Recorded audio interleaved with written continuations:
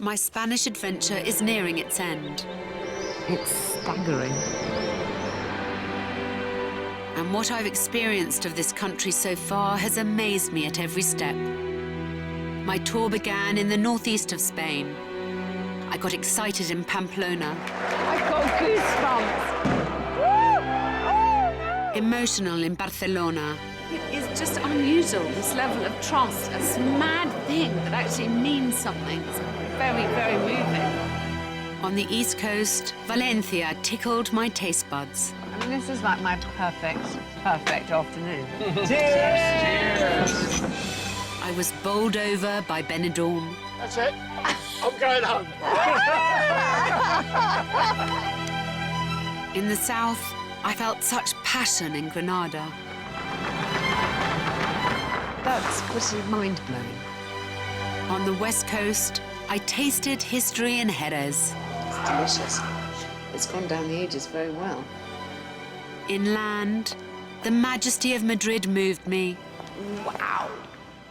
What an amazing place. And Salamanca seduced me. What's not to like?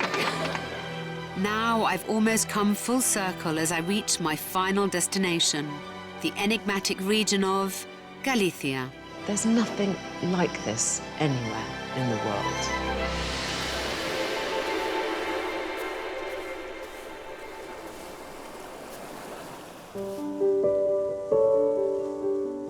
At the northwest tip of the Iberian Peninsula, Galicia feels far removed from the rest of Spain, more akin to Cornwall than Andalusia.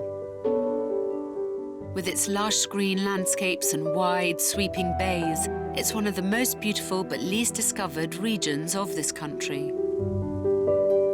Here, I'll journey into the heart of Spanish history. I'll unearth the dark corner of Spain's past in the forests of neighboring Castilla y León, before finishing, like so many thousands of pilgrims, in the ancient city of Santiago de Compostela. But my starting point is a rugged stretch of coast that's home to a little-known prehistoric sea creature. There's more coastline in Galicia than any other region of Spain. You will find rocky headlands and cliffs that cascade down to remote sandy beaches. One stretch is particularly alluring, with its haunting and ominous name, the Costa del Morte. Costa de la Muerte is a very evocative term. It means coastline of the dead. It's a big Atlantic swell here. People who depend on it for their livelihood do so at their peril. Here, local men and women risk their lives on a daily basis, scouring the storm-bashed sharp rocks for a delicacy known as percebes. This seems like the most inhospitable place on earth to come to do a day's work. Just walking down here was quite an effort. And now looking at what they're doing down there, it seems actually insane. Percebes, also known as gooseneck barnacles, are sticky little crustaceans that have populated the oceans for millions of years. The ones found in Galicia are the kings of Spanish seafood. At certain times of year in Madrid, you can pay as much as €200 for a kilo. Which is why women like Mari Carmen take potentially fatal risks in pursuit of their precious bounty. This is a bloody dangerous job to do. There wouldn't be much help if you fell in the water. Don't fancy your chances for long in that sea.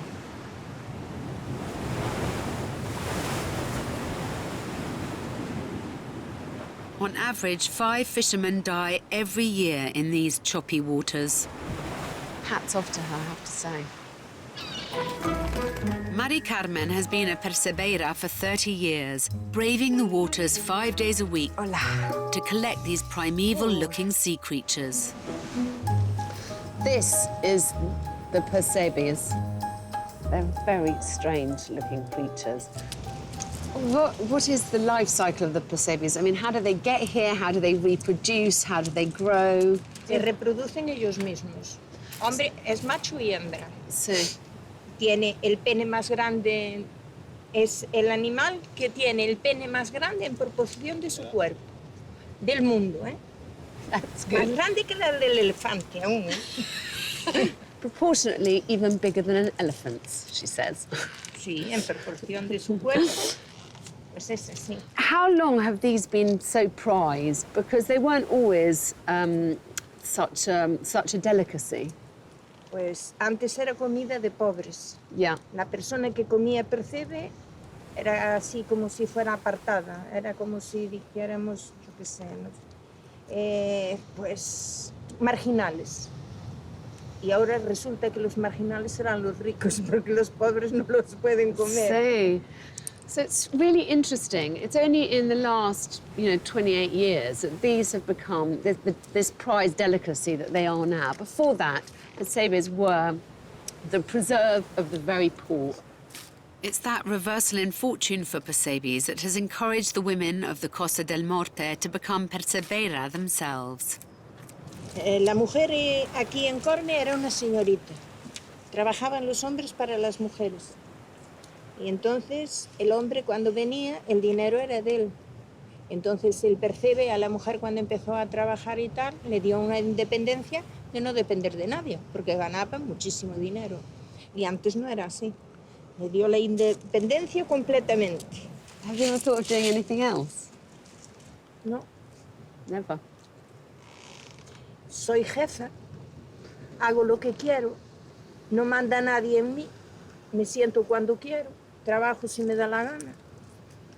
Y soy así. Mari Carmen is most definitely her own woman, and her relationship with percebes is very much a working one. Do you eat them? Yo en mi vida. Why?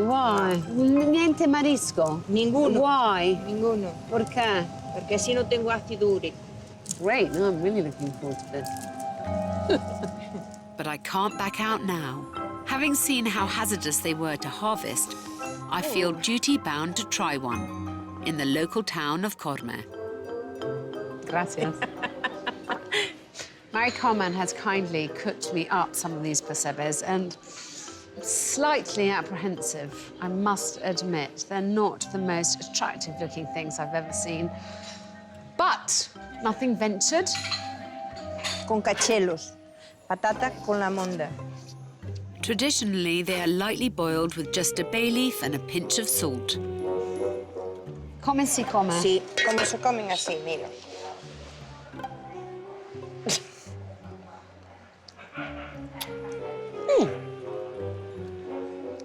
Actually, they just taste of the sea. I'm not entirely sure that I would rush to eat these every day of my life. I mean, just how they look is somewhat off-putting. I've probably put worse things in my mouth, though. Hay que acostumbrarse a abrirlos así, Así. para que no te caiga el agua en la cara. Es bueno. Sí, Sí, sí, me gusta. sí. Mm. Ah, mira cómo aprendes. So they're good. Entonces puedes apuntarte en Corme para ir a apañar. Thanks for the offer, but I think I'll pass.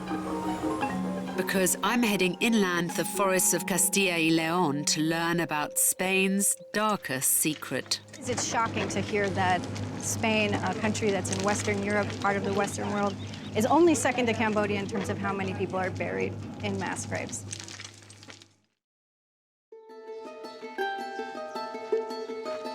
I'm leaving behind the Costa del Morte and heading inland to Ponferrada in Castilla y León. Just as surprising as the jagged, harsh coastline, the landscape here is lush, mountainous, and peppered with forests of pine and eucalyptus. If you venture into these dense forests, you'll find flora and fauna and, if you're here at the right time of year, wild mushrooms. So you don't find mushrooms in the summer, obviously. Right? No, the best months are November. November. Mushroom expert Manuel is a 60-year-old veterinarian who's been mad about mushrooms since he was a young boy. I've met up with him and his son Oscar in a forest just outside Ponferrada. The weather here is very favorable to mushrooms. Hot summers, plenty of rain, and a very humid and damp climate. Come autumn, these forests become a pantry of different species of edible mushrooms. And, as I'm about to learn, some that are not so edible. How many types of mushrooms are there here? And how many are edible? You can eat like 100 and 120 mushrooms here, and there are like 100 and 500. 1,500? Yeah. So you've got some mushrooms here. Will you just show me? Es un agaricus santoderma. Yeah. Santoderma significa piel amarilla. Yellow Santo. skin. Yeah. Es comibile? No, No. Toxic. Toxic. What happens if you eat them? Problemas gástricos, náuseas, problems. vómitos, Nausea, intoxicación. Toxic. vomiting, intoxication. How many types are the ones that are so toxic that they'll kill you? Amanita phalloides es una seta de color verde. Sí. Bueno, no sé. Is that the only one? No, hay más, hay más. Sí, ¿cuánto? 60, 70, 80 especies diferentes que nos pueden causar la muerte. Si las comemos, Okay. no pasa nada por tocarlas, No. por olerlas. Sí, por... okay. To my horror, there's up to 80 types of very, very poisonous mushrooms. They might not kill you if you only ate one, you'd be very ill, but if you ate 6 or 7, you'd be done for.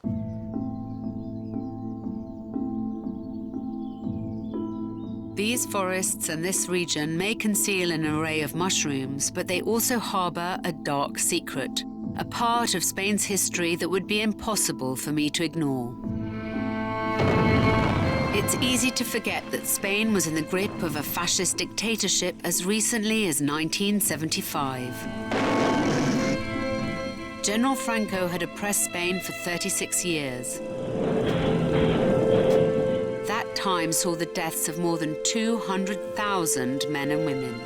Few were afforded a dignified burial. Most were thrown in mass graves strewn across Spain. Since then, Franco and the horrors of his regime have been buried too, erased from memory. All that changed in 2000, here in the remote village of Prieranza del Bierzo, the site of one of Franco's bloodiest civilian massacres. I've met up with Emilio, a journalist whose grandfather was killed in that massacre. Hi, Emilio. I'm Alex. Thank you so much for meeting with me here. So, tell me about the significance of this place. In this place, during 64 years, there was a mass grave Yes. with no objects to know exactly the place.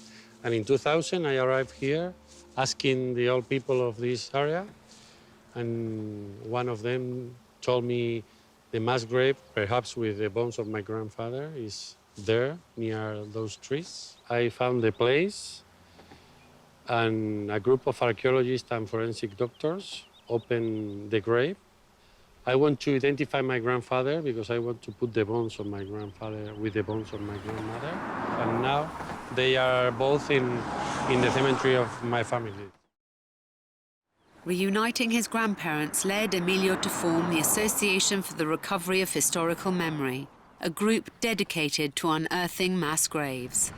At the beginning, we say perhaps we have more or less 30,000 missing people in Spain. Now, today, we know 113,000 missing people. It's a little-known fact, but Spain is second only to Cambodia as the country with the highest number of disappeared. When the Franco's regime finished in 1975, the people who made our transition are the most of them children of the Franco's regime, and they decide to create this very, very big silence. Thanks to the work of Emilio and his association, that silence has finally been broken. Today, there is a single primary purpose to the association's work: the return of the victims' remains to their families. How many people do you think you've helped reunite with their families? We find in the last 15 years, 8,000 people in mass graves. Yeah. We can identify 1,200. I think it's very important to look for these missing people because we cannot leave the people in ditches like animals. We have to look for these people. We give the bones to the relatives, all of them, the old people, arrive the arm of the volunteers and say, now I can die in peace. The association has a nucleus of 7 to 10 people who work from their small lab in nearby Ponferrada. The process begins with an email from a relative which might inform them about the details of a missing person and where they were possibly buried. Much like detectives, the team research the disappearance. If they have enough evidence, then the dig will begin.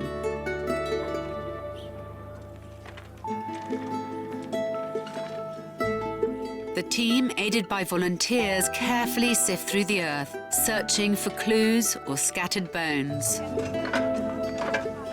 All the time watched on by locals and anxious relatives.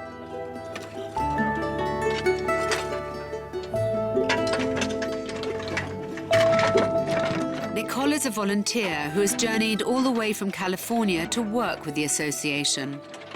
Can you tell me what's happening here? So what we're doing is we're looking for 2 men that were executed in 1942. I believe they had been hiding in the mountains. So around that time, the war had already ended.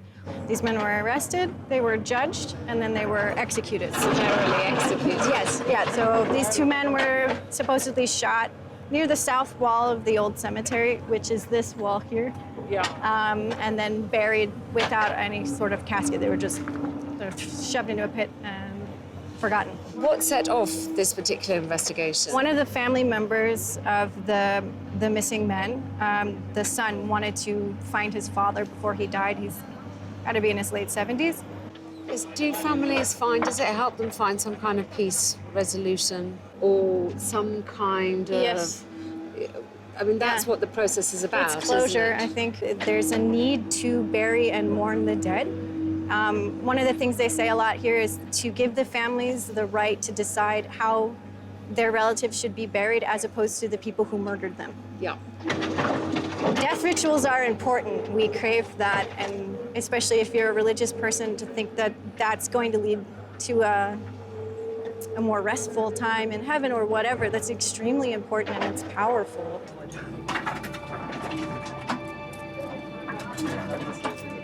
Below us, the team have unearthed a grim but potentially important discovery. They found the remains of a body. Now they must begin the delicate process of identifying it.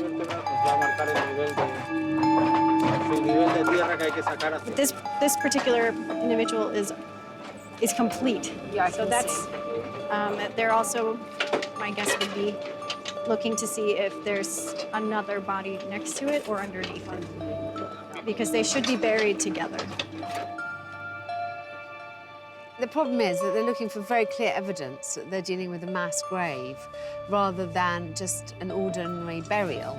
When you think about it, it's obvious. When you're exhuming a normal grave, you will find people who are buried in a respectful manner, i.e. with their hands by their sides or their hands crossed on their chest, the traditional positions that the dead are put into.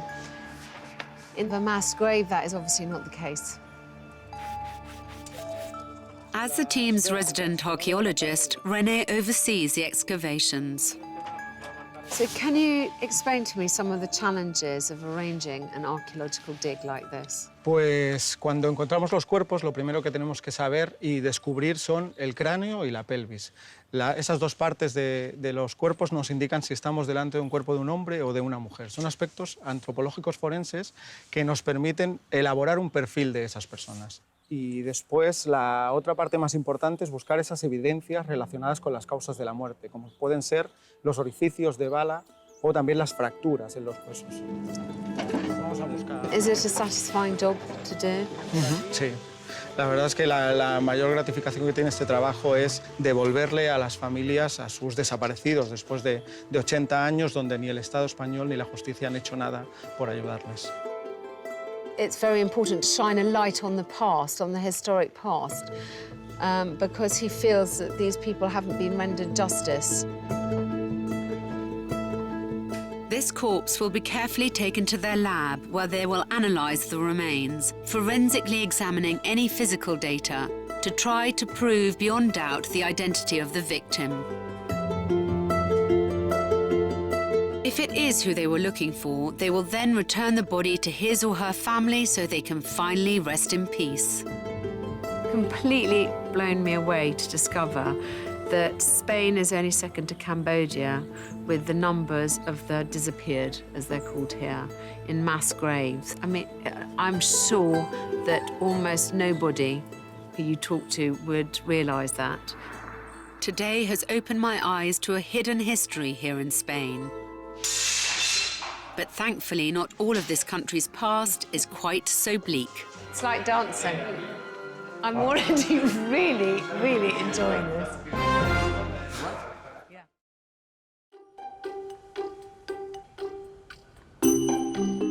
I've headed back into Galicia and north to the port city of A Coruña. Often overlooked by travellers, it's an historic city with fabled beaches, impressive architecture and wonderful food, particularly pulpa a la gallega. I love octopus, and pulpa a la gallega is my favourite way to eat it. When it's been boiled in a copper pot in the traditional manner, it's scalded 3 times and then served on a wooden dish. Very thinly sliced, with only 3 other ingredients: olive oil, salt and paprika. That's the traditional way, and I still think it's the best.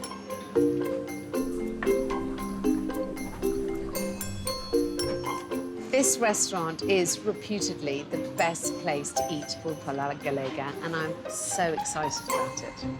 Thank you very much. Oh, yum. Thank you.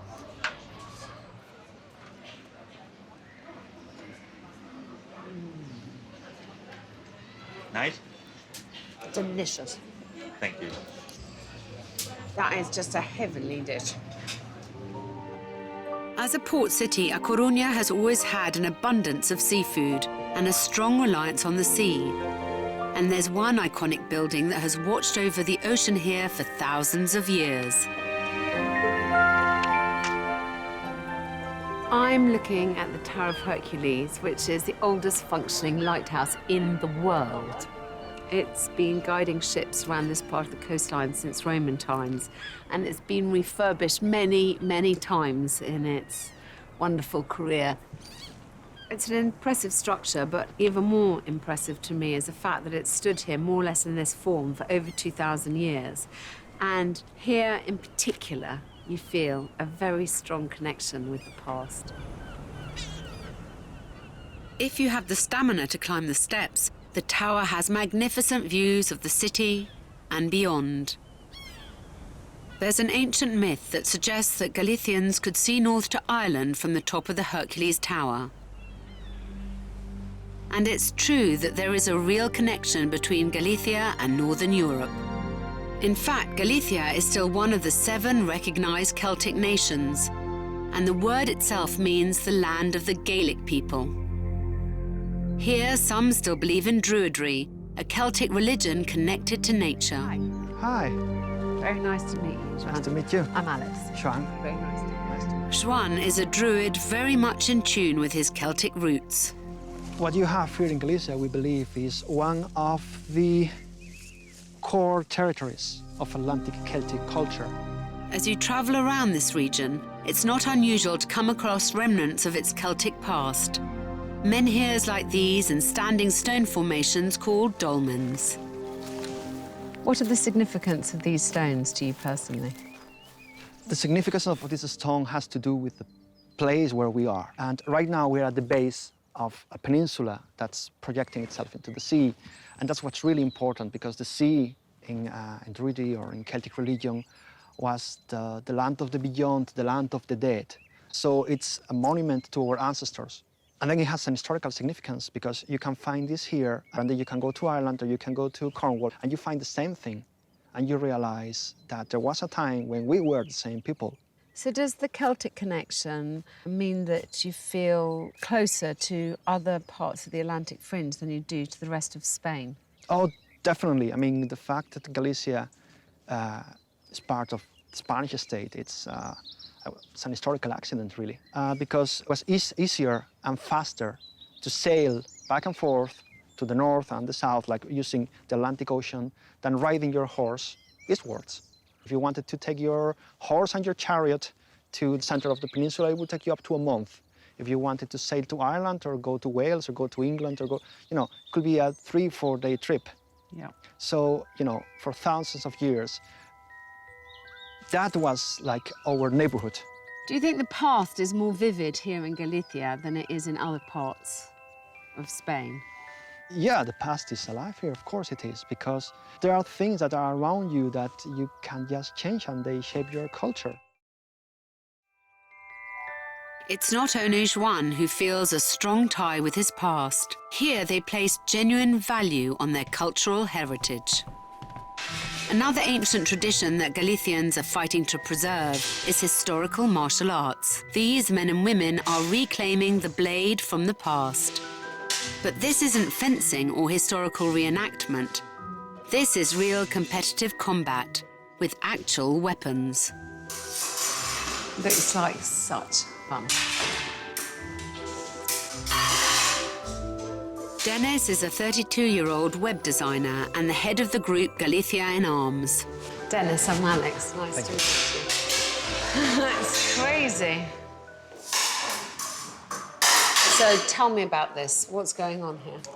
Well, what you're seeing is a class of historical European martial arts. The basic technique here is to defend yourself, first and foremost, and then to wound your opponent. To practice that, we pick books which were written in the 14th century, in the 15th, 16th, 17th centuries. We are reading those books, putting that into practice, and bringing it alive again.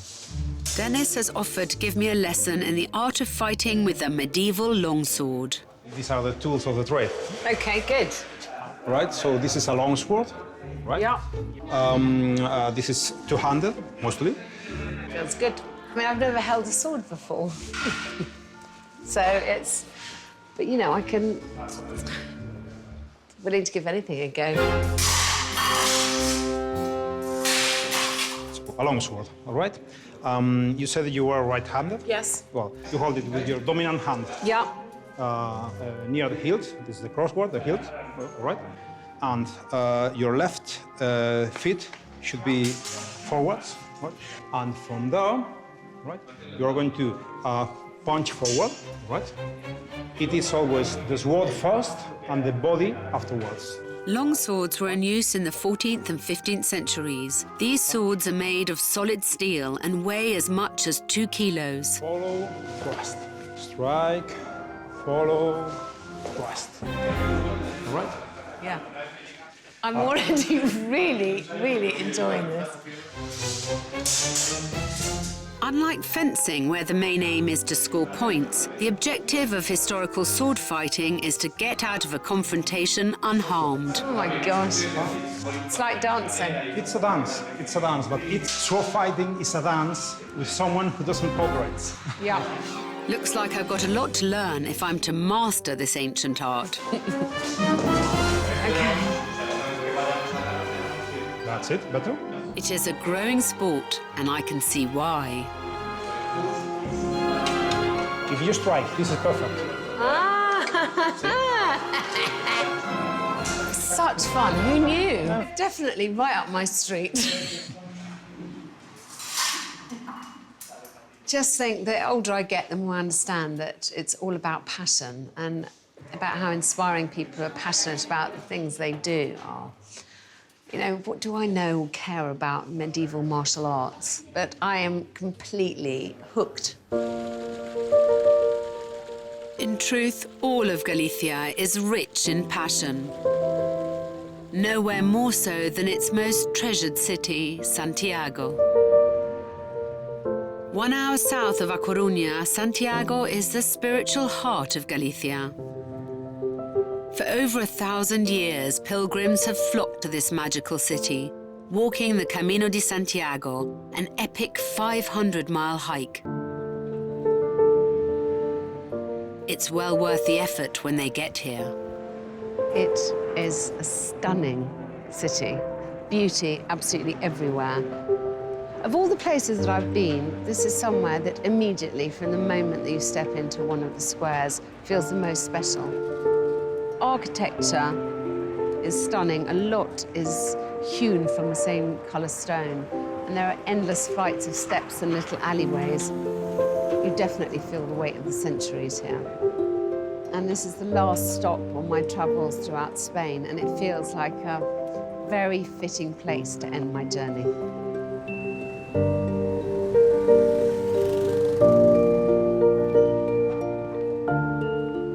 Whilst I'm here in Santiago, I'm going to rest my head in a very historic hotel.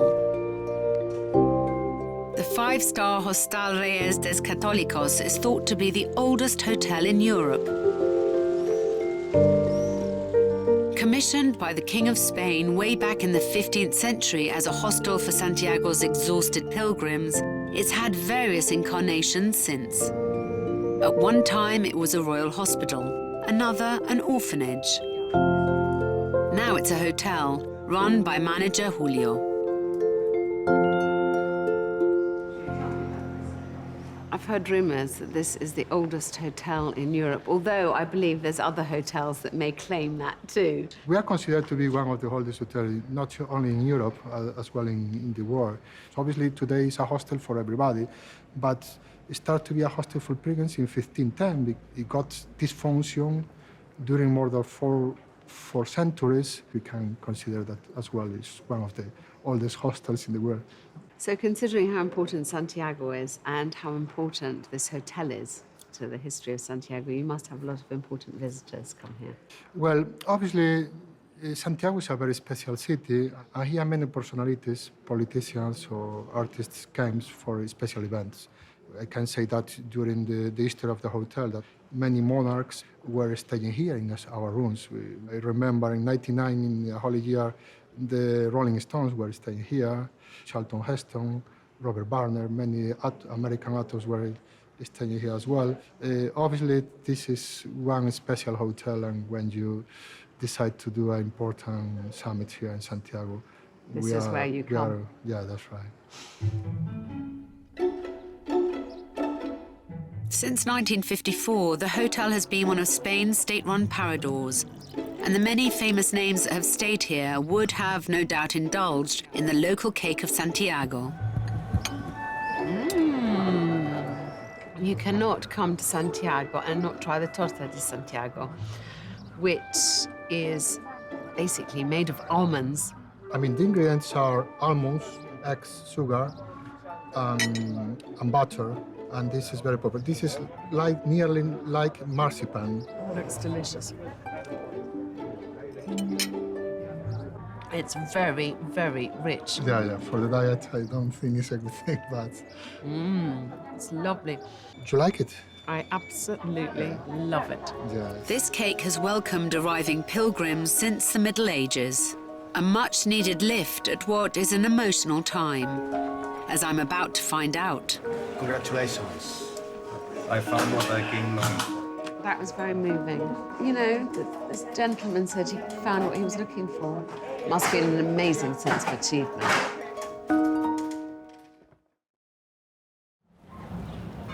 It's morning in Santiago de Compostela. And like every other morning, the first wave of pilgrims are arriving in the city. This is their final destination, the last tired steps on the Camino de Santiago, the Way of St. James. Many have walked for over a month to get here, an emotional journey across northern Spain. Some are here to honor the Apostle St. James, others on their own spiritual quest. 250,000 pilgrims a year come to this office to get their certificate of distance. To get it, you have to have travelled 100 kilometres on foot, or 200 kilometres on horseback or by bicycle. To achieve your certificate, you have got to get stamps along the way to prove that you've actually covered that distance. The atmosphere is kind of quite calm, unsurprisingly, as I'm sure that lots of these people are completely exhausted, having been walking for 30 or 40 days at a time.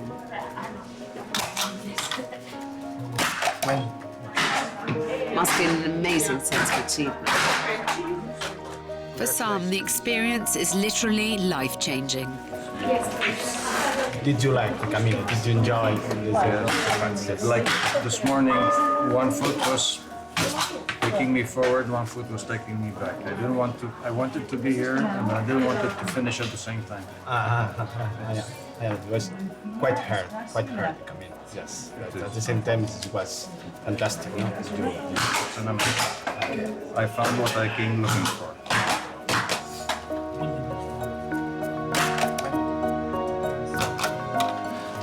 Congratulations.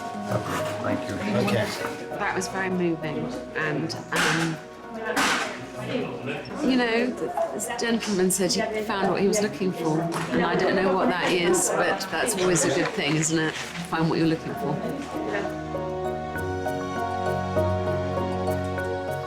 I'm feeling very moved by the process, much more than I thought I would be. The pilgrims all naturally congregate in the main square, one of Spain's largest and most impressive plazas. There may well be a lot of backpacks and blisters here, but it's impossible to resist the warm and jubilant atmosphere. There's a lot of celebration, people embracing and shaking hands and high-fiving each other, whichever bit of the Camino you did. This is the final point. You know you've arrived, you know you've done it. You know, it's a kind of constant scene of celebration. It's lovely. Daniela and her friends have just arrived in Santiago by bike. They've traveled 800 kilometers to get here. You're happy you did it? Mucho. Very, very happy that she's done it. Yo vi que es posible hacer de una manera. Este fue la parte más importante para mí. Comprender que se puede hacer de una forma leve, disfrutando todo y con hacer toda la vida despacio, ¿sí? Sí. No es importante hacer y vivir rápidamente, no. Sí.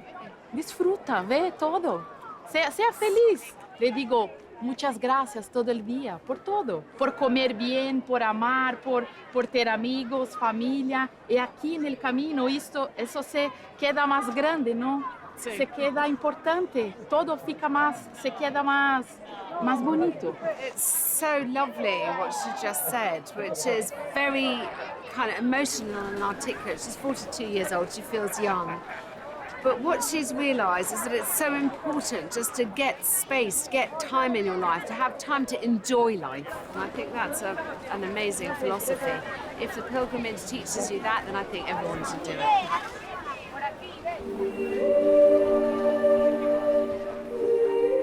For many of the millions of pilgrims, this journey is primarily a religious one. And the final destination for them is the same today as it has been for 1,000 years. This is the cathedral, and it's pretty awe-inspiring.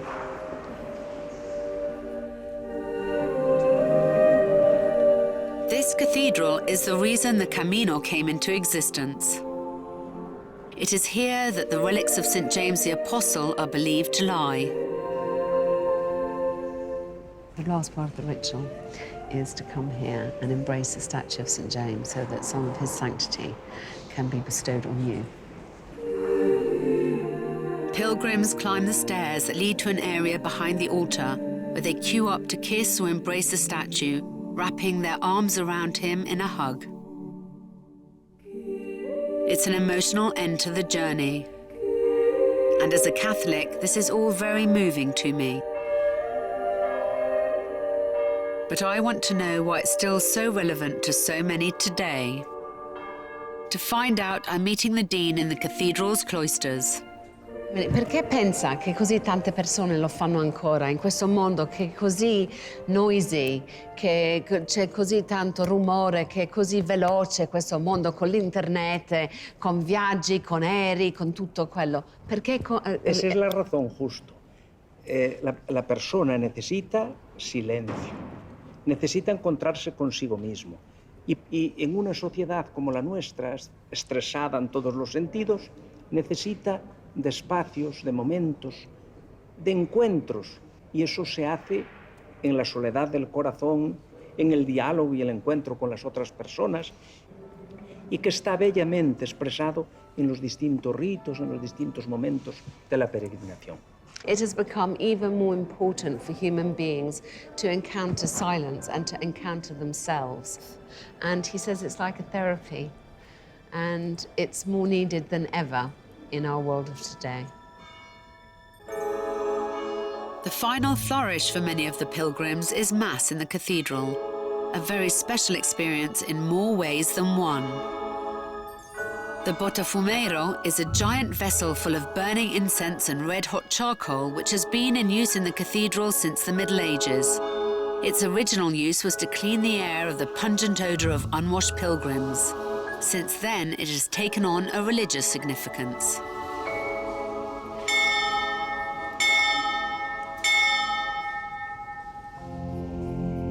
It takes 8 men called tiraboleiros and a system of antique pulleys and huge ropes to propel the botafumeiro.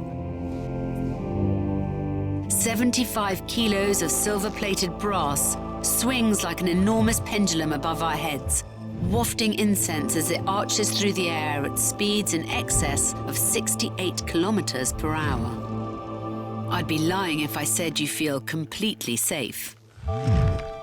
I've never seen anything like that. It was completely mad. That enormous censer swinging wildly over everyone's heads. Probably a fitting end to this amazing journey throughout Spain that I've enjoyed so much every minute of. I've been surprised and amazed by so many things here, even the places that I thought were obvious tourist spots. I can't pick out one place because I've loved it all, every single minute of this trip. I'm glad I'm ending it here, though.